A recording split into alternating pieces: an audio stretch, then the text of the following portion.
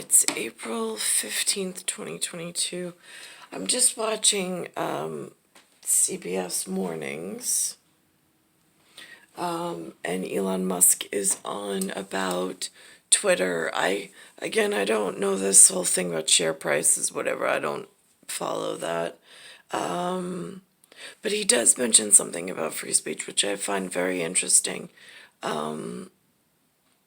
Is that, and which I totally agree with. And I'm going to play it this way he says it. The world why he wants to buy 100% of Twitter. Elon Musk outlined his vision for the platform yesterday in an interview at this year's TED conference, just hours after Twitter revealed his unsolicited takeover bid of more than $43 billion. Carter Evans is in Los Angeles. So Carter, what did Musk have to say? Well, he had a whole lot to say, Vlad. Good morning. Elon Musk says this is not about money. He says free speech and democratic freedoms are his primary motives for the all-cash offer to buy the social media giant and turn it into a private company.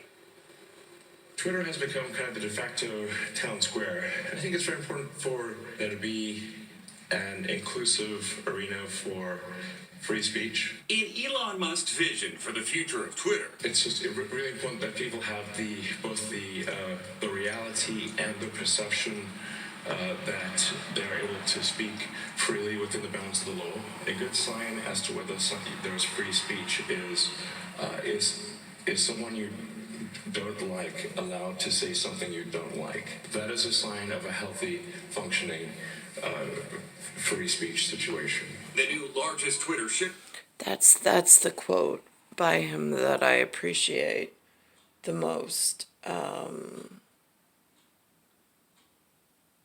Because in the individualness of it all, you are wherever you are in the moment that you say whatever you say. And it's based on what you've known or what you've learned or what you've experienced preceding into that moment. And if circumstances change up ahead or whatever, having that free speech, again, it's which moment are they speaking of? Shareholder shed light on how he'd handle controversial, offensive, and inflammatory tweets. If it's a gray area, I would say let the tweet exist. I do think that we want to be just very reluctant to delete things and have just be very cautious with permanent bans.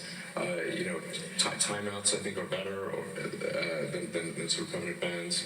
The market was not impressed. Share prices fell almost 2% to about $45, even though the Tesla and SpaceX CEO said he would buy 100% of the company's stock at just over $54 a share. Twitter stock was down on the news, and that indicates to a lot of financial experts that people may not necessarily believe this offer. Yeah, and so I think there is a lot of hesitancy. Abrar Al-Hidi covers trends for tech news website CNET. They kind of just said that anything should go, and when in doubt, just kind of let it out.